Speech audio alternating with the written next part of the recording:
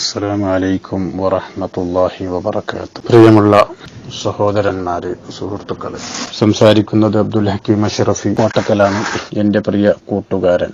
സുന്നത്ത് ജമാഅത്തിന്റെ കാര്യങ്ങളിൽ അൽഹംദുലില്ലാഹ് സജീവമായി അവിടുത്തെ സമയങ്ങൾ ദീനിനു വേണ്ടി ചെലവഴിക്കുന്ന ഒരു വ്യക്തിത്വമാണ്. അതുകൊണ്ട് എന്റെ പ്രിയപ്പെട്ട മുഅ്മിനീങ്ങളോട് മുഅ്മിനാത്തുകളോട് ഓർമ്മപ്പെടുത്തുന്നു, അദ്ദേഹത്തിന്റെ മകളുടെ വിവാഹം കഴിഞ്ഞു. ബാധ്യതകൾ ബാക്കി നിൽക്കുന്നതുകൊണ്ട് നമ്മളാൽ കഴിയുന്ന ഒരു ചെറിയ സഹായം, പ്രയാസപ്പെടുന്നവരുടെ കണ്ണീരൊപ്പാൻ നാമുണ്ട് കൂടെ എന്ന ഉറപ്പോടുകൂടി നാം അതിലേക്ക് മുന്നിട്ടിറങ്ങുക. അള്ളാഹു തൗഫീഖ് നൽകട്ടെ. ഏത് പ്രയാസങ്ങൾ അനുഭവിക്കുന്ന ആളുകൾക്കും അവരുടെ പ്രയാസങ്ങൾ എന്താണെന്ന് കേൾക്കാമെങ്കിലും നാം ഒരു മനസ്സ് കാണിച്ചാൽ അത് വലിയൊരു പ്രതിഫലമാണ്. അതുകൊണ്ട് എന്റെ പ്രിയ മുഹിബീങ്ങളോട്, നിങ്ങളാൽ കഴിയുന്നത് 10 രൂപയാണെങ്കിൽ ആ ഒരു 10 രൂപ ബഹുമാനപ്പെട്ട മുജീബ് ഉസ്താദിന്റെ അക്കൗണ്ടിലേക്ക് നിങ്ങൾ എത്തിച്ചു കൊടുക്കണം.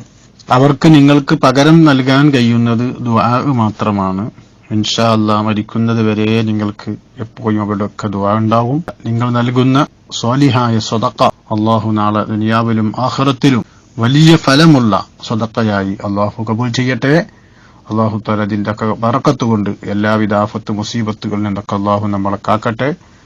അതുകൊണ്ട് അള്ളാഹു നമ്മുടെ ജീവിതത്തിലും ആയുസ്സിലും ജോലിയിലും സമ്പത്തിലൊക്കെ അള്ളാഹു വലിയ ബറക്കത്ത് അള്ളാഹു ഏറ്റിത്തരട്ടെ എന്ന് പ്രാർത്ഥിച്ച് ദുആ വസിയത്തോടെ അബ്ദുൽ ഹക്കീം അഷ്റഫി അഭ്യർത്ഥിക്കുന്നു. അസ്സലാമു അലൈക്കും. അസ്സലാമു അലൈക്കും വറഹ്മത്തുള്ളാഹി.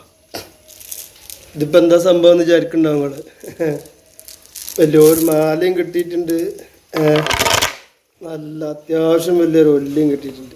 അപ്പം എനിക്കൊരു ബോധ്യം, അപ്പം എൻ്റെ ഒരു ത്വരീഖത്തൊക്കെ ആയിട്ട് എങ്ങനെയാണ് പോകാമല്ലോ എന്ന്.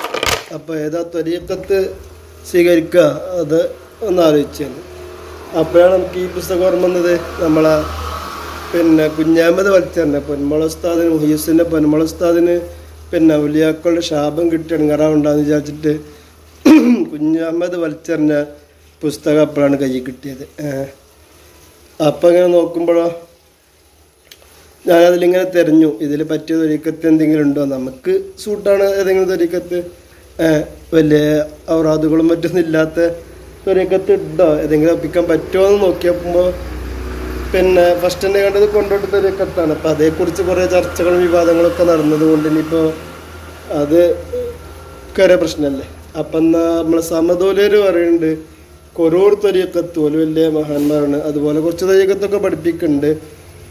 അതേക്കുറിച്ചൊരു സമസ്തക്കെടുത്ത തീരുമാനമൊക്കെ പുനർവിചിന്തനം നടത്തേണ്ടതുണ്ട്, സമസ്തക്ക് അതിൽ തെറ്റിയിട്ടുണ്ടെന്നാണ് പറഞ്ഞത്.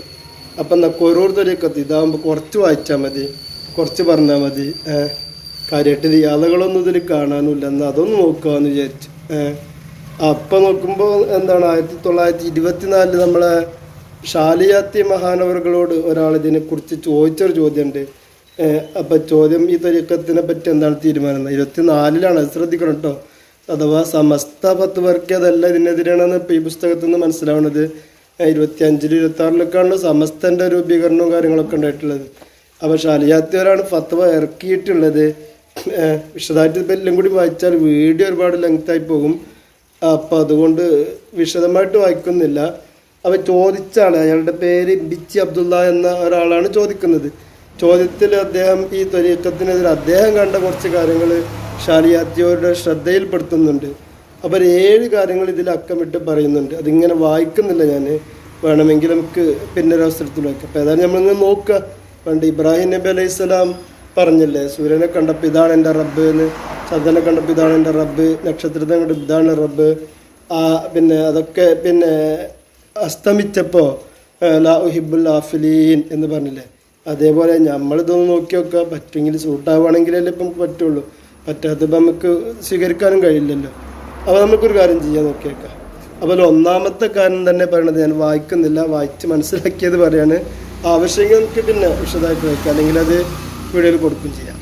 അപ്പോൾ അതിൽ ഒന്നാമത്തെ കാര്യം പറയുന്നത് തന്നെ ഇപ്പോൾ നമ്മൾ ഇമാമിങ്ങളെ ഉസ്താദുമാരെ, പള്ളികളിലെ ഉസ്താദുമാരൊന്നും തുടരാൻ പറ്റൂല, ഓരോപ്പം ജുമാസ്കരിക്കാനൊന്നും പറ്റൂല, ജമാഅത്തുകളിൽ പങ്കെടുക്കാൻ പറ്റൂല. അതിനെന്താ കാരണം? ഓരൊന്നും ആത്മശുദ്ധി നേടിയവരല്ല, അതൊന്നും തസൂഫിൻ്റെ ആളുകളല്ല എന്നായിരിക്കും അവർ ഉദ്ദേശിച്ചത്.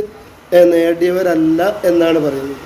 ആത്മശുദ്ധി ഇല്ലാത്തതുകൊണ്ട് തുടരാൻ പറ്റില്ല. ഏത് കാലത്തിലാണ് 1924 ഒരു പിന്നെ 100 നൂറ്റാണ്ട് മുമ്പുള്ള ആളുകളെ പറ്റിയാണ് പറയുന്നത്. അന്നത്തെ പിന്നെ മഹാന്മാരായ ഖത്തീബുമാരും ഉസ്താദുമാരും സൂഫികളായ പണ്ഡിതന്മാരും അവരൊന്നും തുടരപ്പെടാൻ പാടില്ലാത്തവരാണെന്നാണ് ഈ ത്വരീഖത്തിൻ്റെ ആളുകൾ പറയുന്നത്. അവിടെ തന്നെ നമ്മൾ ലാഹിബുൽ ആഫിലിൻ എന്ന് പറയേണ്ടി വരുന്നുണ്ട്. എന്താ കാരണം, ഈ മഹാന്മാരായ ഉസ്താദുമാരൊന്നും പറ്റാത്തൊരു ത്വരീഖത്ത് ഇപ്പം ഏതാണ് ശരി, അത് നമുക്ക് എങ്ങനെയും അഡ്ജസ്റ്റ് ചെയ്യാം, എന്നാൽ പിന്നെ ഇതിൻ്റെ ഷെയ്ഖന്മാർ തുടരാമെന്ന് വിചാരിച്ചു ഓല പള്ളിക്ക് ചുമക്കുക, അങ്ങനെയൊക്കെ ആലോചിച്ചിട്ട് നോക്കുമ്പോഴാണ് അടുത്ത രണ്ടാമത്തെ കാര്യം എന്താണെന്നറിയോ? രണ്ടാമത്തെ കാര്യം ഇൽമ് പഠിക്കാൻ വേണ്ടിയിട്ട് സമയം ചെലവഴിക്കേണ്ട കാര്യമില്ല, ദിക്ർ ചെല്ലാനും മറ്റു കാര്യങ്ങൾക്ക് ദിക്ർ അങ്ങനത്തെ കുറച്ച് കാര്യങ്ങൾക്കൊക്കെ സമയം ചെലവഴിച്ചാൽ മതി. ഇത് നമ്മൾ പഠിച്ചറിഞ്ഞതിനൊക്കെ എതിരാണ്. എല്ലാ കിതാബുകളും ഇൽമിൻ്റെ മഹത്വം പരിശുദ്ധ ഖുർആനടക്കം വളരെ വിശാലമായിട്ട് വളരെ ആഴത്തിൽ പറഞ്ഞതാണ്. അപ്പോൾ എന്നിട്ട് പറയുന്നത് അങ്ങനെ ദിക്റൊക്കെ ചെല്ലാതെ ഇൽമ് കിട്ടും എന്നാണ്. അത് അങ്ങനെ ശരി, എന്നാൽ ദിക്ർ കിട്ടുകയാണെങ്കിൽ കിട്ടിക്കോട്ടെ. അപ്പോൾ അതും കാരണം കൊണ്ട് നമുക്കത് ഒഴിവാക്കാൻ പോവുകയാണ്. അടുത്ത പിന്നെ നോക്കുമ്പോൾ എന്താണ്, അള്ളാഹുവിൻ്റെ മൂന്നാമത്തെ ഘട്ടം അള്ളാഹുവിൻ്റെ ആജ്ഞകളും വിലക്കുകളും അറിയാൻ, അഥവാ ഇസ്ലാമിൻ്റെ നിയമങ്ങൾ അറിയാൻ ഇൽമ പഠിക്കേണ്ട ആവശ്യമൊന്നുമില്ല. അതിനുവേണ്ടി ഇൽമ പഠിച്ച് സമയം കളയേണ്ട, സ്വന്തം ഇഷ്ടപ്രകാരം തൻ്റെ ബുദ്ധിക്ക് എന്താണെന്ന് തോന്നുന്നത് അതനുസരിച്ച് ചെയ്താൽ മതി. താൻ തോന്നിത്തരാണ് പഠിപ്പിക്കണത് എന്നർത്ഥം. അപ്പോൾ ഇതും നമുക്ക് പറ്റൂല. കാരണം നമുക്കിപ്പോൾ എന്തെങ്കിലും വിഷയം കണ്ടാൽ നമ്മളെ ബുദ്ധിക്ക് എന്താണോ തോന്നുന്നത് അത് ചെയ്യാൻ നിന്നാൽ ഇവിടെ ആകെ കുട്ടിച്ചോറാകൂലേ, ഇസ്ലാമിക രംഗം എന്തായിപ്പോകും. അപ്പോൾ അതുകൊണ്ട് അതും നമുക്ക് പറ്റൂല. കാരണം കൊണ്ട് ഇതൊരിക്കത് പറ്റൂല എന്ന് മനസ്സിലായി. പിന്നെ നാലാമത്തെ പറഞ്ഞത് അതാണ് രസം. നമ്മൾ ആ 4ാം ക്ലാസ് മുതൽ പഠിച്ചതാണ് ഹക്കുൽ മുസ്ലിമി അലൽ മുസ്ലിമി സിത്തുൻ, അല്ലെങ്കിൽ ഹംസുന്ന ഹദീസിൽ കാണാം. അതിൽ ഒന്നാമത്തെ സിത്താണെങ്കിലും ഹംസാണെങ്കിലും ഒന്നാമത്തെ കാര്യം എന്താണ്, കണ്ടാൽ സലാം ചൊല്ലുക എന്നുള്ളതാണ്. ഇവിടെ ഈ ത്വരീഖത്തിൽ പെടാത്ത ആളുകളോട് സലാം പറയാൻ പാടില്ല എന്നാണ്. അപ്പോൾ ഞാനിപ്പോൾ ഈ ത്വരീഖത്ത് സ്വീകരിച്ചാൽ നിങ്ങളൊന്നും എനിക്ക് സലാം പറയാൻ പറ്റില്ല. അപ്പോൾ പിന്നെ അത് വേണ്ട എനിക്കെന്ന് മനസ്സിലാക്കി. ഇനി ഞാൻ അതൊക്കെ ഒഴിവാക്കിയാലും സലാം ഓരോട് മാത്രം പറഞ്ഞു നോക്കാം. അപ്പോഴാണ് അടുത്തത് വരുന്നത് ഫാത്തിഹ ഓതുക, ഖത്മ് ഓതുക, അതുപോലത്തെ കാര്യങ്ങൾക്കൊന്നും എന്താകാൻ പറ്റില്ല. ക്യാഷ് വാങ്ങുന്ന ആളുകളുടെ വാക്കുകൾ സ്വീകരിക്കാൻ പാടില്ല എന്ന് വഹാബികളൊക്കെ പറയുന്നത് പോലെ അൽഫാത്തിയ, ജനിച്ചാൽ അൽഫാത്തിയ, മരിച്ചാൽ അൽഫാത്തിയ, കുട്ടികളാണെങ്കിൽ അൽഫാത്തിയ, എല്ലാവരും അൽഫാത്തിയ എന്ന് പറഞ്ഞ് നോട്ടെന്ന് പറഞ്ഞാൽ അവർ പരിഹസിക്കാറുണ്ടല്ലോ. അപ്പോൾ അങ്ങനെ ക്യാഷ് വാങ്ങാൻ പാടില്ല, അങ്ങനെ വാങ്ങണോ അല്ലെ ഇതാക്കാൻ പാടില്ല എന്നുള്ളത്. അപ്പോൾ ഇത് വലിച്ചെറിഞ്ഞ ആൾ എൻ്റെ നാട്ടിൽ പ്രസംഗിച്ചിട്ടുണ്ട്, അതിനയാൾക്ക് നമ്മൾ കൈമണി കൊടുത്തിട്ടുമുണ്ട്. അപ്പോൾ അയാൾക്ക് കാശ് വാങ്ങുന്ന ആളാണ്. പോട്ടെ. അപ്പം പിന്നെ അതൊന്നും ശരിയായ ഒരു ഏർപ്പാടായിട്ട് നമുക്ക് തോന്നുന്നില്ല. കാശ് വാങ്ങണ്ടേ എന്നുള്ളതല്ല. പിന്നെ അപ്പം അത് വാങ്ങാൻ പാടില്ല എന്ന് ഫത്വ ഇറക്കുമ്പോൾ പിന്നെ അത് ഇസ്ലാമിൽ നിൽക്കുന്നതാണോ? പിന്നെ 7ാമത്തെ കാര്യം എന്ന് പറയുന്നത്, പിന്നെ അതിൽ 5ാമത്തെ ഒരു കാര്യം പറയുന്നത് ഈ ത്വരീഖത്ത് സ്വീകരിച്ചാൽ പിന്നെ അന്യ സ്ത്രീകളെ ദർശിക്കൽ അനുവദനീയമാകുന്നു. ഈ ത്വരീഖത്ത് സ്വീകരിച്ചാൽ പിന്നെ അന്യ സ്ത്രീകൾ അങ്ങനെ ഒരു ഇതൊന്നുമില്ല. അതിലുള്ളവരൊക്കെ മഹറമായി മാറുകയാണെന്ന് എനിക്ക് തോന്നുന്നു. അതൊന്നും എന്താ അറിയില്ല. അവർക്ക് പിന്നെ അന്യ സ്ത്രീകളെ കാണുന്നതിനൊന്നും കുഴപ്പമില്ല. അതൊന്നും ഇസ്ലാം നിരോധിച്ച കാര്യമല്ലാതെ മാറുകയാണ്. ആ കാലഘട്ടത്തിലുള്ള ഇവരുടെ വിശ്വാസമാണ്. ഡൗൺലോഡ് ആകണില്ല. അസ്സലാമു അലൈക്കും വറഹ്മത്തുള്ളാഹ്. ഉസ്താദ് തിരക്കിലാണോ? ഞാൻ ഉസ്താദ് ഓൺലൈനിൽ ഉണ്ടോ അല്ലേ എന്നുള്ളത് നോക്കാൻ വേണ്ടിയിട്ട് ഒരു മിസ് കോൾ അടിച്ചിരുന്നു. അങ്ങോട്ട് ഒരു ചെറിയ സംശയം ചോദിക്കാൻ വേണ്ടിയിട്ടേനു. പിന്നെ ചെറുശ്ശേരി ഉസ്താദ് പ്രസംഗിക്കുന്നത് നമ്മൾ കേട്ടിട്ടുണ്ട്. പിന്നെ മഹാനായ CM വലിയുല്ലാഹിക്ക് ജദബിന്റെ ഹാല് ഉണ്ടായിട്ടുണ്ട്. മജ്ദൂബായ വലിയാണ്. റമദാനിലെ പച്ചപ്പകലിൽ ഭക്ഷണം കഴിക്കുന്നത് ചെറുശ്ശേരി ഉസ്താദ് നേരിട്ട് കണ്ടു. ഇത് പറഞ്ഞിട്ടാണ് ഉസ്താദ് പറഞ്ഞത് മജ്ദൂബായ വലിയാണ്. അപ്പോൾ ജദബിന്റെ ഹാല് സംഭവിച്ചിട്ടുണ്ടെങ്കിൽ അത് പിന്നെ കുഴപ്പമില്ല. അങ്ങനെ ശരീഅത്തിന്റെ നിയമങ്ങൾ അപ്പോൾ ബാധകം അല്ല എന്നുള്ളതാണല്ലോ നമ്മളൊക്കെ പഠിച്ചിട്ടുള്ളത്. അപ്പൊ അത് കുഴപ്പമില്ല. പക്ഷെ അത് പാടെ നിഷേധിക്കുകയാണ് ഈ നൗഷാദ് അഹ്സനി കൂട്ടരും. അങ്ങനെ ഒരു ജദബിന്റെ ഹാല് CM വലിയുല്ലാഹിക്ക് സംഭവിച്ചിട്ടില്ല എന്ന് പറയാണ്. അപ്പൊ ഇത് രണ്ടും പാടെ പിന്നെ കേൾക്കുമ്പോൾ ഇഷ്കാലുണ്ട്. കാരണം ചെറുശ്ശേരി ഉസ്താദ് പറഞ്ഞതാണ് നമുക്ക് അവിടെ സ്വീകാര്യത ഉള്ളത്. ജദബിന്റെ ഹാല് സംഭവിച്ചിട്ടുണ്ട്, കാരണം നേരിട്ട് ഭക്ഷണം കഴിക്കുന്നത് കണ്ടു എന്നാണല്ലോ പറയുന്നത്. അപ്പൊ ജദബിന്റെ ഹാലിൽ അങ്ങനെ സംഭവിച്ചിട്ടുണ്ടാകാം. പക്ഷെ അത് പാടെ നിഷേധിക്കുകയാണ് ഈ നൗഷാദ് അഹ്സനിയും കൂട്ടരും. ഇപ്പൊ പറഞ്ഞ് ഈ അഹ്സനി പറയുന്നത് CM വലിയുല്ലാഹി അനല്ലാഹ് എന്ന് പറഞ്ഞിട്ടുണ്ട്. അത് ഒരു ജദബിലും അല്ല, അത് പിന്നെ സ്വബുദ്ധിയോടെ സ്വയബോധത്തോടെ തന്നെ പറഞ്ഞതാണ്. എന്നാലും ആ പറഞ്ഞത് കുഴപ്പമില്ല, അങ്ങനെ പറഞ്ഞാൽ ഒന്നും ഇവിടെ സംഭവിക്കൂല, കുഫ്രിയത്തൊന്നും സംഭവിക്കൂല, ആ തെക്ലീഫില് പറഞ്ഞ തന്നെയാണത് എന്നുള്ളൊരു വാദം കേട്ടു. അത് എത്രമാത്രം ശരിയാകും എന്നുള്ളത് അറിയാൻ വേണ്ടിയിട്ടാണ്. അങ്ങനെ തെക്ലീഫിന്റെ സമയത്ത് അനല്ലാഹ് എന്നൊരാൾ പറഞ്ഞാല്, CM വലിയുല്ലാഹി എന്നല്ല, ഏതെങ്കിലും ഒരാൾ പറഞ്ഞാല് അതൊരു കുഫ്രിയത്തിന്റെ വാദം എന്നൊക്കെ നമ്മൾ കേട്ടിട്ടുള്ളത്. അത് എന്താണ് അതിന്റെ ഒരു ഇത് ഉസ്താദ് ഒന്ന് വിശദീകരിച്ചു തരുമോ? ഒന്ന് അറിയാൻ വേണ്ടിയിട്ടാണ്. അസ്സലാമു അലൈക്കും വറഹ്മത്തുള്ളാഹി വബറകാതുഹു. ഇത്തരം കാര്യങ്ങളെ കുറിച്ച് നിങ്ങളെ കിതാബ് എത്രമാത്രം അറിയുന്ന എനിക്കറിയില്ല. കിതാബ് നോക്കി മനസ്സിലാക്കേണ്ട കാര്യങ്ങളാണ്. എന്നിട്ട് മനസ്സിലാകാത്ത വല്ല ശുബ്ഹത്തോ അവ്യക്തത ഉണ്ടെങ്കിൽ ആലിമീങ്ങളോട് ചോദിച്ചറിയണം. നമുക്കിങ്ങനെ അടുത്ത് പരിചയമല്ലല്ലോ. ഫോണിൽ അത്തരം കാര്യങ്ങൾ 2 മിനിറ്റോട് പറഞ്ഞാൽ മനസ്സിലാക്കാവുന്ന കാര്യങ്ങളല്ല. അഫ്വാൻ. അസ്സലാമു അലൈക്കും വറഹ്മത്തുള്ളാഹി. വഅലൈക്കും അസ്സലാം വറഹ്മത്തുള്ളാഹ്. ഉസ്താദെ, ഞാനേ കിതാബ് ഓതി പഠിച്ചിട്ടൊന്നുമില്ല. ഞാനൊരു പക്ക സാധാരണക്കാരനാണ്. ഞാൻ ഈ 2 പ്രസംഗം ഇങ്ങനെ കേട്ടപ്പോ എനിക്കൊരു സംശയം വന്നതാ, അതുകൊണ്ട് ചോദിക്കുകയാണ്. ഞാനിവിടെ സൗദിയിൽ ഹൗസ് ഡ്രൈവറായിട്ട് ജോലി ചെയ്യാണ്. ഞാനൊരു സാധാരണക്കാരനാണ്. പിന്നെ നമ്മൾ നേരത്തെ ഇങ്ങനെ ഉസ്താദുമായിട്ട് വാട്സപ്പിൽ ബന്ധപ്പെട്ടിരുന്നു. ഞാൻ നാട്ടിൽ പാണ്ടിക്കാടുള്ള ആളാണ്. പിന്നെ അപ്പൊ ഒരു ഇതിൽ ചോദിക്കുകയാണ്, പിന്നെ ഈ പ്രസംഗം ഇങ്ങനെ കേട്ടപ്പോഴേ, ഇപ്പൊ കഴിഞ്ഞ 27-ാം തീയതി പരിപാടിയാ തോന്നുന്നത്, ഈ അഹ്സനിന്റെ.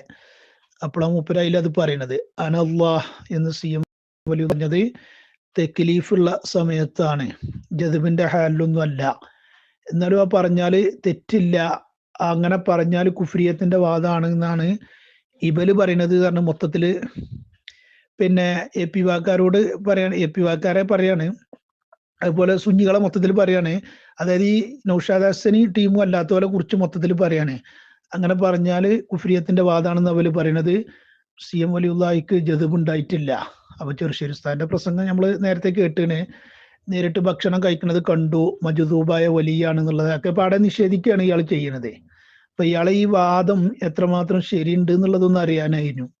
ഞാനൊരു സാധാരണക്കാരനാണ്, എനിക്ക് ഇതിനെ കുറിച്ച് ഒരു ഐഡിയ ഇല്ല. പക്ഷെ ഈ പ്രസംഗം ഇങ്ങനെ കേട്ടപ്പോ എനിക്കൊരു ഇഷ്കാല് വന്നു. എന്താണ് ഇപ്പൊ ഈ പറയുന്നത്? നമ്മൾ ഇതുവരെ കേട്ടത് പണ്ഡിതന്മാരൊക്കെ എന്നൊക്കെ അങ്ങനെ ഒരു അനല്ലാഹ് എന്ന് പറഞ്ഞാൽ അത് ആ പറയുന്ന സമയത്ത് അവര് ജദ്ബിന്റെ ഹാലാകും. ഇത് അങ്ങനെ അല്ല എന്നാണ് മൂപ്പര് പറയുന്നത്. അങ്ങനത്തെ ഒരു ജദ്ബിന്റെ ഹാലൊന്നും അല്ല, നേരിട്ട് അങ്ങനെ ആണ് പറഞ്ഞത് തന്നെയാണ്. പറഞ്ഞാൽ കുഴപ്പമില്ല എന്നാണ് മൂപ്പര് വിശദീകരിക്കുന്നത്. അപ്പൊ അതറിയാൻ വേണ്ടിയിട്ടേനു. അസ്സലാമു അലൈക്കും. ഹല്ല് വലിയ അവരെ വിട്ടേക്കാണ് നല്ലത്. അവർ പറയണതൊന്നും ശരിയല്ല. പിന്നെ അതിൻ്റെ ബാക്കിൽ തീരെ സംശയത്തിന് വേണ്ടി കൂടും വേണ്ട. അവർക്കൊക്കെ ആരെങ്കിലും ഗുരുത്തക്കേട് ഉണ്ടാവും. അതുകൊണ്ടാണ് ഇങ്ങനെ തോന്നിവാസം വിളിച്ച് പറയണതും ഉണ്ടാക്കിക്കൊണ്ടിരിക്കുന്നതും. ഇത് മാത്രമല്ല, കുറേ തെറ്റായ കാര്യങ്ങൾ അവർ പറഞ്ഞുകൊണ്ടിരിക്കുന്നുണ്ട്. ഇൻഷാ അല്ലാഹ്. അസ്സലാമു അലൈക്കും വറഹ്മത്തുള്ളാഹി വബറകാതുഹു. അൽഹംദുലില്ലാഹ് മാഷാ അല്ലാഹ്. ഓക്കെ ഉസ്താദെ, ഞാനേ അപ്പൊ ഇയാള് പറയുന്ന വാദങ്ങൾ ശരിയല്ല എന്നുള്ളത് കാരണം നമ്മളെ സുന്നത്ത് ജമാഅത്തിന്റെ ആലിമീങ്ങളൊക്കെ മുമ്പ് പറഞ്ഞതിന് എതിരായിട്ടാണ് ഇയാളെ വാദങ്ങളൊക്കെ ചിലത് വരുന്നത്. ഇയാൾ ഈ പറയുന്നത് ശരിയല്ല എന്നുള്ളത് ബോധ്യപ്പെട്ടു. അൽഹംദുലില്ലാഹ്. ഓക്കെ. അല്ലാഹു നേർവഴിക്ക് സുന്നത്ത് ജമാഅത്തിൽ ഉറച്ചു നിന്ന് നന്നായി ദീനിന് വേണ്ടി ഇഖ്ലാസോടെ പ്രവർത്തിച്ച് ആഖിബത്ത് നന്നായി മരണപ്പെട്ടു അല്ലാഹു നമുക്ക് തൗഫീഖ് ചെയ്യട്ടെ. ഇൻഷാ അല്ലാഹ്. ദുആ ചെയ്യണേ. അസ്സലാമു അലൈക്കും വറഹ്മത്തുള്ളാഹി. വഅലൈക്കും അസ്സലാം വറഹ്മത്തുള്ളാഹ്. ആമീൻ ബിറഹ്മതിക യാ അർഹമർ റഹീമീൻ. ഓക്കെ, ഇൻഷാ അല്ലാഹ്. ഇത്തരം വാർത്തകളും വിശേഷങ്ങളും അറിയാൻ ഞങ്ങളുടെ ചാനൽ ഉടൻ തന്നെ സബ്സ്ക്രൈബ് ചെയ്യുക, ലൈക്ക് ചെയ്യുക, ഷെയർ ചെയ്യുക. ജനങ്ങളിലേക്ക് എത്തിക്കണമെന്ന് നിങ്ങൾ ആഗ്രഹിക്കുന്ന വാർത്തകളും വിശേഷങ്ങളും പ്രമുഖരുടെ പ്രഭാഷണങ്ങളും ഞങ്ങളുടെ വാട്സപ്പ് നമ്പറിലേക്ക് അയച്ചു തരിക. നന്മ വളരട്ടെ, തിന്മക്കെതിരെ നമുക്കൊരുമിച്ച് നിൽക്കാം.